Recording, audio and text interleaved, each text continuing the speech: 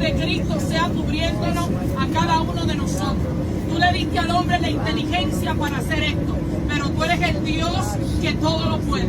Te pedimos, Señor, en el nombre de Jesús, que el Padre, que el Hijo y que el Espíritu Santo sea llevando este avión, Señor amado, con buen lugar donde nosotros vamos. Pero que también cuando vengan de regreso, Señor amado, también, Señor, lleguen con bien. Señor amado, te pedimos, Espíritu Santo de Dios, que seas tú limpiando los aires, que seas tú quitando todo aquello que el hombre quiera, Señor amado Jehová.